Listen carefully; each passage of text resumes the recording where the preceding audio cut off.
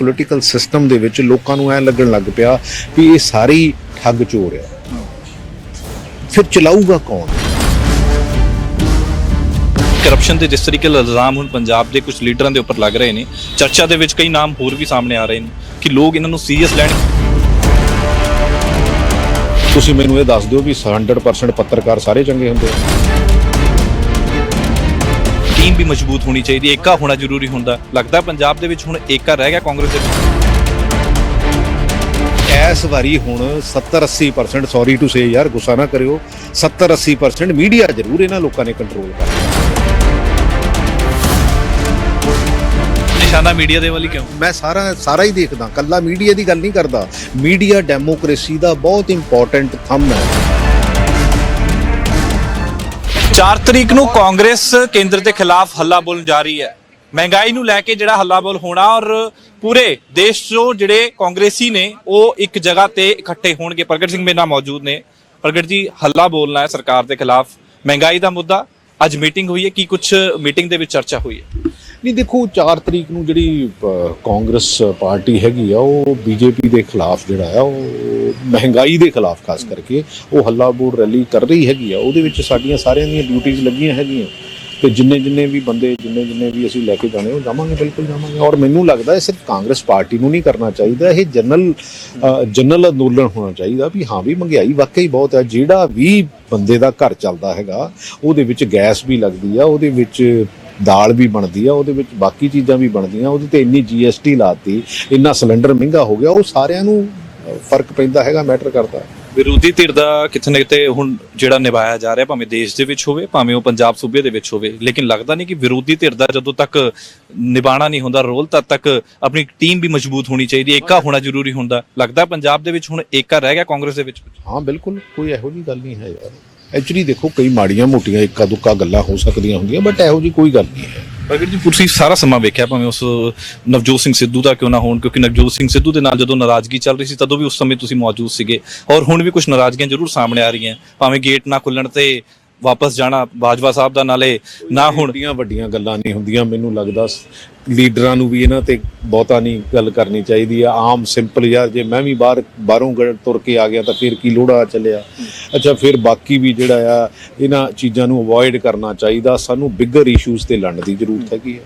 Issue ਦੀ ਲੱਗਦਾ ਕਿ ਤੁਹਾਨੂੰ ਇਸ਼ੂ ਦੇ ਉੱਪਰ ਤੁਹਾਨੂੰ ਕੋਈ ਸੀਰੀਅਸ ਲਊਗਾ, ਕਿਉਂਕਿ ਕੇਂਦਰ ਸੀਰੀਅਸ ਲਊਗੀ, ਕਿਉਂਕਿ ਉਹਦਾ ਕਾਰਨ ਇਸ ਕਰਕੇ ਪੁੱਛ ਰਿਹਾ ਕਿਉਂਕਿ ਕਰਪਸ਼ਨ ਦੇ ਜਿਸ ਤਰੀਕੇ ਨਾਲ ਇਲਜ਼ਾਮ ਹੁਣ ਪੰਜਾਬ ਦੇ ਕੁਝ ਲੀਡਰਾਂ ਦੇ ਉੱਪਰ ਲੱਗ ਰਹੇ ਨੇ, ਚਰਚਾ ਦੇ ਵਿੱਚ ਕਈ ਨਾਮ ਹੋਰ ਵੀ ਸਾਹਮਣੇ ਆ ਰਹੇ ਨੇ ਕਿ ਲੋਕ ਇਹਨਾਂ ਨੂੰ ਸੀਰੀਅਸ ਲੈਣਗੇ, ਕਿ ਲੋਕਾਂ ਦੇ ਵਿੱਚ ਉਹਨਾਂ ਦੀ ਛਵੀ ਇੱਕ ਬੈਟਰ ਛਵੀ ਹੋਏਗੀ ਕਿ ਜੋ ਲੋਕ ਯਾਰ ਤੁਸੀਂ ਆਪਾਂ ਸਾਰਿਆਂ ਨੂੰ ਇੱਕ ਰੱਸੇ ਬੰਨ੍ਹ ਨਹੀਂ ਸਕਦੇ ਕਿ ਇੱਕ ਵੱਡੇ ਸਿਸਟਮ ਦੇ ਵਿੱਚ ਹੋ ਸਕਦਾ ਕੁਝ ਮਾੜੇ ਬੰਦੇ ਵੀ ਹੋਣ। ਤੁਸੀਂ ਮੈਨੂੰ ਇਹ ਦੱਸ ਦਿਓ ਵੀ 100% ਪੱਤਰਕਾਰ ਸਾਰੇ ਚੰਗੇ ਹੁੰਦੇ ਆ? ਤੁਸੀਂ ਦੱਸ ਦਿਓ। ਜਿਹੜਾ ਪੱਤਰਕਾਰ ਜੇਕਰ ਕੋਈ ਕਾਰਵਾਈ ਹੁੰਦੀ ਉਸ ਦੇ ਉੱਪਰ ਕਾਰਵਾਈ ਹੁੰਦੀ ਹੈ, ਜੇਕਰ ਉਹ ਇਦਾਂ ਦਾ ਹੈਗਾ, ਲੇਕਿਨ ਜਿਹੜਾ ਨਹੀਂ ਹੈ ਯਾਰ, ਜਿਹਦੀ ਕ੍ਰੈਡੀਬਿਲਟੀ ਆ ਛੋਟੇ ਵੀਰ, ਕ੍ਰੈਡੀਬਲ ਪੱਤਰਕਾਰ ਨੂੰ ਲੋਕੀ ਵੱਧ ਕਿਉਂ ਦੇਖਦੇ ਆ, ਕ੍ਰੈਡੀਬਲ ਅਖਬਾਰ ਨੂੰ ਲੋਕੀ ਵੱਧ ਕਿਉਂ ਪੜ੍ਹਦੇ ਆ? ਹੈਗੀ ਆ ਨਾ ਫਰਕ, ਤੇ ਇਹ ਇਸੇ ਤਰ੍ਹਾਂ ਹੀ ਫਰਕ ਹੈਗਾ ਆ। ਸੋ ਫਰਕ ਹੈਗਾ, ਲੇਕਿਨ ਅਲਟੀਮੇਟਲੀ ਇੱਕ ਵੱਡਾ ਸਿਸਟਮ ਹੈ, ਉਹਦੇ ਵਿੱਚ ਹੁਣ ਤੁਸੀਂ ਸਾਰਾ ਹੀ ਕੁਝ ਕਲੀਨ ਕਰਨ ਤੁਰ ਪਓ, ਸ਼ਾਇਦ ਇਹ ਪੋਸੀਬਲ ਨਾ ਹੋਵੇ। ਮੇਰਾ ਸਵਾਲ ਤਾਂ ਹੀ ਸੀਗਾ ਕਿ ਲੋਕ ਪਸੰਦ ਕਰਨਗੇ ਕਿਉਂਕਿ ਇਸ ਚੀਜ਼ ਨੂੰ, ਕਿਉਂਕਿ ਜਿਸ ਤਰੀਕੇ ਦਾ ਉਹ ਛਵੀ ਕਾਂਗਰਸ ਦੀ ਕਿਤੇ ਨਾ ਕਿਤੇ ਖਰਾਬ ਹੁੰਦੀ ਹੈ ਜੇਕਰ ਲੋਕਾਂ ਦੇ ਵੀ ਲੀਡਰਾਂ ਦਾ। ਕੱਲੀ ਕਾਂਗਰਸ ਦੀ ਨਹੀਂ ਹੈ, ਅਕ੍ਰੋਸ ਦਾ ਪਾਰਟੀ ਲਾਈਨ ਪੋਲੀਟੀਕਲ ਸਿਸਟਮ ਦੇ ਵਿੱਚ ਲੋਕਾਂ ਨੂੰ ਐ ਲੱਗਣ ਲੱਗ ਪਿਆ ਵੀ ਇਹ ਸਾਰੇ ਹੀ ਠੱਗ ਚੋਰ ਆ। ਫਿਰ ਚਲਾਊਗਾ ਕੌਣ? ਕਿੱਥੋਂ ਆਉਣਗੇ ਬੰਦੇ? ਇਹਨਾਂ ਲੋਕਾਂ ਚੋਂ ਹੀ ਆਉਂਦੇ ਆ, ਇਹਨਾਂ ਲੋਕਾਂ ਚੋਂ ਹੀ ਲੀਡਰ ਬਣਦਾ, ਇਹਨਾਂ ਲੋਕਾਂ ਚੋਂ ਬਿਊਰੋਕਰੈਟਸ ਬਣਦੇ ਆ, ਇਹਨਾਂ ਲੋਕਾਂ ਚੋਂ ਜੁਡੀਸ਼ੀਅਲ ਸਿਸਟਮ ਬਣਦਾ, ਇਹਨਾਂ ਚੋਂ ਪੱਤਰਕਾਰ ਬਣਦੇ ਕਿ ਨਹੀਂ ਬਣਦੇ? ਡੈਮੋਕ੍ਰੇਸੀ ਦੇ ਚਾਰੇ ਥੰਮ ਇਹਨਾਂ ਚੋਂ ਹੀ ਬਣਦੇ ਆ ਨਾ, ਤੇ ਆਪਾਂ ਸਾਰੇ ਲੋਕਾਂ ਚੋਂ ਹੀ ਆਉਨੇ ਆ ਨਾ।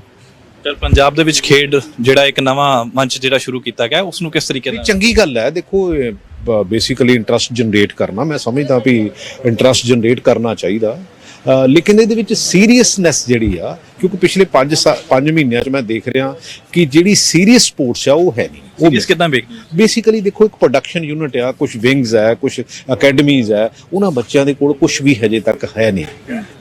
ਕਿਉਂਕਿ ਮੈਂ ਇਹ ਤਾਂ ਸਮਝਦਾ ਵੀ ਮਹੀਨਾ ਖੰਡ ਤਾਂ ਚਲੋ ਨਹੀਂ ਹੋ ਸਕਦਾ, ਬਟ ਜਿਹੜੇ ਡੇ ਟੂ ਡੇ ਕੰਮ ਆ ਉਹਦੇ ਵਿੱਚ ਬੇਸਿਕਲੀ ਮੈਂ ਤਾਂ ਸੌਰੀ ਟੂ ਸੇ ਕਿ ਜਿਹੜਾ ਮੀਤ ਹੇਰ ਹੈਗਾ ਇਹ ਥੱਲੇ ਸੀਰੀਅਸ ਸਪੋਰਟਸ ਨੂੰ ਕੋਈ ਬਹੁਤਾ ਪ੍ਰਮੋਟ ਨਹੀਂ ਕਰ ਰਿਹਾ।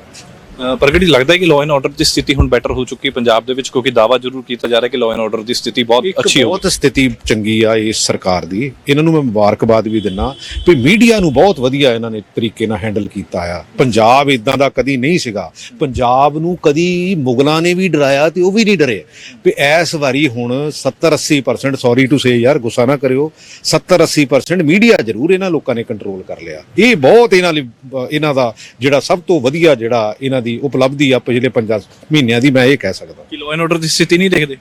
ਮੈਂ ਸਾਰਾ ਕੁਝ ਨਿਸ਼ਾਨਾ ਮੀਡੀਆ ਦੇ ਵੱਲ ਹੀ ਕਿਉਂ? ਮੈਂ ਸਾਰਾ ਹੀ ਦੇਖਦਾ, ਕੱਲਾ ਮੀਡੀਆ ਦੀ ਗੱਲ ਨਹੀਂ ਕਰਦਾ। ਮੀਡੀਆ ਡੈਮੋਕ੍ਰੇਸੀ ਦਾ ਬਹੁਤ ਇੰਪੋਰਟੈਂਟ ਥੰਮ ਹੈ, ਬਹੁਤ ਇੰਪੋਰਟੈਂਟ ਥੰਮ ਆ।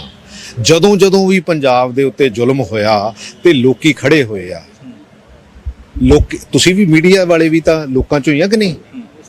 ਠੀਕ ਹੈ ਨਾ। ਮੈਂ ਚੈਨਲ ਵੀ ਉੱਤੋਂ ਖੜਾ ਹੋਇਆ ਜਿੱਥੋਂ ਅੰਦੋਲਨ ਖੜਾ ਹੋਇਆ। ਮੈਂ ਕਹਿਣ ਡਿਆ ਮੈਂ ਸਾਰਿਆਂ ਦਾ ਨਾਂ ਨਹੀਂ ਲੈ ਰਿਹਾ, ਮੈਂ ਬੜਾ ਕਲੀਅਰ ਆ, ਸਾਰਿਆਂ ਦਾ ਨਾਂ ਨਹੀਂ ਲੈ ਰਿਹਾ। ਮੀਡੀਆ ਸਾਰਿਆਂ ਨੂੰ ਨਾ ਵਿੱਚ ਰੱਖਿਓ, ਜਿਹੜੇ ਹੈਗੇ ਆ ਉਹਨਾਂ ਨੂੰ ਪਤਾ ਵੀ ਹੈਗਾ ਵੀ ਅਸੀਂ ਹੈਗੇ ਆ। ਹਾਂ, ਉਹ ਜਾ ਕੇ ਯਾਰ, ਜਦੋਂ ਬੰਦੇ ਨੂੰ ਕਹੀਏ ਵੀ ਚੋਰ, ਜੇ ਬੰਦਾ ਆਪਣੇ ਆਪ ਨੂੰ ਖੁਦ ਹੀ ਮਹਿਸੂਸ ਕਰਨ ਲੱਗ ਪਵੇ, ਇਦਾਂ ਦੀ ਕੋਈ ਗੱਲ ਨਹੀਂ ਹੈ। ਉਹ ਮਹਿਸੂਸ ਕਰਨ ਜਿਹੜੇ ਹੋਣਗੇ। ਮੈਂ ਤਾਂ ਇਸ ਕਰਕੇ ਕਹਿ ਰਿਹਾ। ਤੁਹਾਨੂੰ ਤਾਂ ਕਲੀਨ ਚਿੱਟ ਦਿੰਦੀ ਹੈ ਸਰਕਾਰ ਕਿ ਪ੍ਰਗਟ ਸਿੰਘ ਦੇ ਉੱਪਰ ਇਹੋ ਜਿਹਾ ਕੁਝ ਨਹੀਂ ਹੈ, ਲੇਕਿਨ ਤੁਹਾਡੇ ਕੁਝ ਪੁਰਾਣੇ ਸਾਥੀਆਂ ਦੇ ਉੱਪਰ। ਮੈਂ ਕਲੀਨ ਚਿੱਟ ਦੀ ਗੱਲ ਨਹੀਂ ਕਰਦਾ, ਮੈਂ ਇੱਕ ਸਿਸਟਮ ਦੀ ਗੱਲ ਕਰਦਾ ਯਾਰ। ਮੈਂ ਦੇਖੋ ਛੋਟੇ ਵੀਰ, ਦੇਖੋ ਕਈ ਚੀਜ਼ਾਂ ਮੈਂ ਸਮਝਦਾ, ਬਿਊਰੋਕਰੈਟ ਜਿਹੜਾ ਉਹ ਫਾਈਲ ਬਣਾਉਂਦਾ, ਫਾਈਲ ਬਣਾ ਕੇ ਉਹ ਟੈਂਡਰ ਕਰਦਾ। ਮੈਂ ਜਦੋਂ ਡਾਇਰੈਕਟਰ ਸਪੋਰਟ ਸੀਗਾ, ਮੇਰੇ ਇੱਕ ਮਿਨਿਸਟਰ ਨੇ, ਮੇਰੇ ਇੱਕ ਸੈਕਟਰੀ ਨੇ ਮੈਨੂੰ ਇਹ ਕਹਿਣ ਡਏ ਸੀ ਵੀ ਅਸੀਂ ਆਹ ਨਹੀਂ ਹੋਣ ਦੇਣਾ, ਇੱਕ ਐਸਟ੍ਰੋਟਰਫ ਲਾਉਣੀ ਸੀ। ਮੈਂ ਤੁਹਾਨੂੰ ਦੱਸ ਹੀ ਦਿੰਦਾ, ਕਹਿੰਦੇ ਐਸਟ੍ਰੋਟਰਫ ਲਾਉਣੀ ਆ। ਮੈਂ ਉੱਤੇ ਟਿਕਾ ਕੇ ਨੋਟ ਲਿਖਿਆ, ਮੈਂ ਕਿਹਾ ਮੈਂ ਕੱਲਾ ਡਾਇਰੈਕਟਰ ਸਪੋਰਟਸ ਨਹੀਂ ਹੈਗਾ, ਮੈਂ 3 ਓਲੰਪਿਕਾਂ ਵੀ ਖੇਡੀਆਂ ਆ, ਆਹ ਕੀਤਾ ਆ, ਤੇ ਇਹਦੇ ਵਿੱਚ ਆਹ ਚੀਜ਼ ਹੋਣੀ ਚਾਹੀਦੀ ਆ, ਨਹੀਂ ਹੋਣੀ ਚਾਹੀਦੀ। ਫਿਰ ਬਿਊਰੋਕਰੈਟ ਮਾੜੀ ਮੋਟੀ ਜੁਰਤ ਵੀ ਰੱਖੇ ਨਾ। ਤੇ ਉਹਦੇ ਤੋਂ ਬਾਅਦ ਮਿਨਿਸਟਰ ਦੀ ਇਹ ਜੁਰਤ ਨਹੀਂ ਪਈ, ਸੈਕਟਰੀ ਦੀ ਇਹ ਜੁਰਤ ਨਹੀਂ ਪਈ ਵੀ ਹਾਂ ਵੀ ਉਹਦੇ ਤੇ ਕਿਤੇ ਗਲਤ ਲਿਖ ਕੇ ਜਾਂਦਾ। ਔਰ ਉਹ ਮੈਂ ਫਾਈਲ ਚੀਫ ਮਿਨਿਸਟਰ ਨੂੰ ਭੇਜੀ, ਉਦੋਂ ਸਰਦਾਰ ਪ੍ਰਕਾਸ਼ ਸਿੰਘ ਬਾਦਲ ਸੀ। ਉਹਨਾਂ ਨੇ ਇੱਕ ਓਲੰਪੀਅਨਸ ਦੀ ਤੇ ਕਮਰ ਸੰਧੂ ਦੀ ਇੱਕ ਕਮੇਟੀ ਬਣਾਈ। ਉਹਦੇ ਤੋਂ ਬਾਅਦ ਜੋ ਮੈਂ ਕਿਹਾ ਸੀ ਉਹ ਹੋਇਆ। ਸੋ ਇਸ ਕਰਕੇ ਫਿਰ ਬਿਊਰੋਕਰੈਟ, ਫਿਰ ਇਹਦਾ ਮਤਲਬ ਇਹ ਹੋਇਆ ਵੀ ਤੁਸੀਂ ਉਦੋਂ ਪ੍ਰੈਸ਼ਰ ਦੇ ਵਿੱਚ ਆ ਗਏ। ਤੁਹਾਡੀ ਸਰਕਾਰ ਉਸ ਸਮੇਂ ਕਹਿੰਦੀ ਵੀ ਸੀ, ਤੁਹਾਡੇ ਲੋਕ ਕਾਫੀ ਕਹਿੰਦੇ ਸੀ, ਕਹਿੰਦੇ ਸਾਡੇ ਤੇ ਅਫਸਰਸ਼ਾਹੀ ਕਾਫੀ ਭਾਰੀ ਹੈ, ਬਿਊਰੋਕਰੇਟਸ ਜਿਹੜਾ ਤੁਸੀਂ ਕਹਿੰਦੇ। ਤੁਹਾਡੀ ਦੇਖੋ, ਤੁਹਾਡੀ ਕਲਮ 'ਚ ਜਾਨ ਹੋਣੀ ਚਾਹੀਦੀ ਆ। ਕਲਮ 'ਚ ਜਾਨ ਕਿੱਦਾਂ ਆਉਂਦੀ ਆ? ਜੇ ਤੁਸੀਂ ਠੀਕ ਕੰਮ ਕਰਦੇ ਹੋ, ਤੁਹਾਡਾ ਮਾਨਸਿਕ ਪੱਧਰ ਜਿਹੜਾ ਉਹ ਠੀਕ ਪਾਸੇ ਨੂੰ ਤੁਰਦਾ ਹੈਗਾ।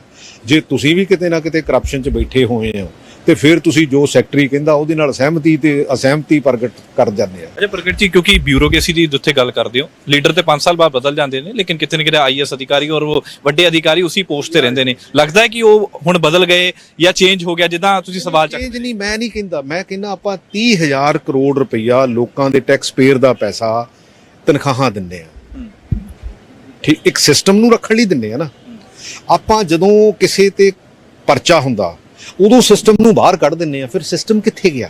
ਫਿਰ ਆਪਾਂ ਨੂੰ ਉਹ 30,000 ਕਰੋੜ ਰੁਪਈਆ ਖਰਚਣ ਦੀ ਜ਼ਰੂਰਤ ਹੈਗੀ ਆ। ਸਾਨੂੰ ਤਾਂ ਇਹ ਦੁਆਰਾ ਸੋਚਣਾ ਪਊਗਾ, ਇਸ ਦੇਸ਼ ਨੂੰ ਦੁਆਰਾ ਇਹ ਸੋਚਣਾ ਪਊਗਾ ਵੀ ਬਿਊਰੋਕਰੈਟਸ ਨੂੰ ਸਿਸਟਮ ਸਾਂਭਣ ਦੀ ਜ਼ਰੂਰਤ ਹੈ। ਜੇ ਸਾਂਭਣ ਦੀ ਜ਼ਰੂਰਤ ਹੈ, ਦੇ ਆਰ ਵਾਈਜ਼ ਇਨਫ, ਦੇ ਨੋ ਕਿ ਹਾਂ ਵੀ ਸਾਡਾ ਰੂਲ ਕੀ ਕਹਿੰਦਾ, ਸਾਨੂੰ ਆਹ ਕਰਨਾ ਚਾਹੀਦਾ ਕਿ ਨਹੀਂ ਕਰਨਾ ਚਾਹੀਦਾ। ਉਹਨੂੰ ਫਾਈਲ ਤੇ ਕਿਉਂ ਨਹੀਂ ਲੈ ਆਉਂਦੇ? ਉਹਨੂੰ ਫਾਈਲ ਤੇ ਕਿਉਂ ਨਹੀਂ ਲੈ ਆਉਂਦੇ?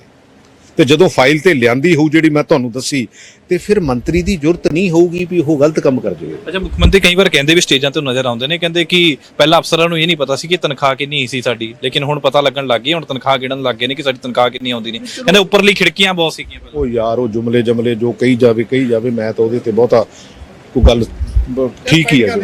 ਤੇ ਬਿਲਕੁਲ ਪ੍ਰਗਟ ਸਿੰਘ ਸਾਡੇ ਨਾਲ ਮੌਜੂਦ ਸੀਗੇ ਔਰ ਸਿੱਧੇ ਤੌਰ ਤੇ ਜਿਹੜਾ ਕਰਪਸ਼ਨ ਨੂੰ ਲੈ ਕੇ ਜ਼ਰੂਰ ਕਿਹਾ ਗਿਆ ਕਿ ਬਿਊਰੋਕ੍ਰੇਸੀ ਨੂੰ ਪਹਿਲਾਂ ਫੜਨਾ ਚਾਹੀਦਾ ਔਰ ਬਿਊਰੋਕ੍ਰੇਸੀ ਦੇ ਨਾਲ ਜਿਹੜੀ ਹੈ ਉਹ ਉਹਨਾਂ ਦੇ ਉੱਪਰ ਪਹਿਲਾਂ ਉਂਗਲ ਚੱਕਣੀ ਚਾਹੀਦੀ, ਕਿਉਂਕਿ ਪਹਿਲਾਂ ਬਿਊਰੋਕ੍ਰੇਸੀ ਜਿਹੜੀ ਹੈ ਉਸ ਤਰੀਕੇ ਦੀ ਭਾਰੀ ਸਰਕਾਰ ਦੇ ਵਿੱਚ ਵੀ ਨਜ਼ਰ ਆਈ ਹੈ ਔਰ ਉਸ ਤੌਰ ਤੇ ਹੁਣ ਵੀ ਸਭ ਤੋਂ ਪਹਿਲਾ ਹੱਥ, ਕਿਉਂਕਿ ਕਰਪਸ਼ਨ ਕੋਈ ਮੰਤਰੀ ਨਹੀਂ ਕਰਦਾ ਬਲਕਿ ਬਿਊਰੋਕ੍ਰੇਸੀ ਵੀ ਇਨਵੋਲਵ ਹੁੰਦੀ ਹੈ, ਤੇ ਉਹਨਾਂ ਤੋਂ ਵੀ ਪੁੱਛਤਾਛ ਜਿਹੜੀ ਹੈ ਉਹ ਬਰਾਬਰ ਕਰੀ ਜਾਣੀ ਚਾਹੀਦੀ ਹੈ। ਕੈਮਰਾ ਬਿਨੀ ਦੇ ਨਾਲ ਦਮਪ੍ਰੀਤ ਸਿੰਘ ਔਨ ਏਅਰ, ਚੰਡੀਗੜ੍ਹ।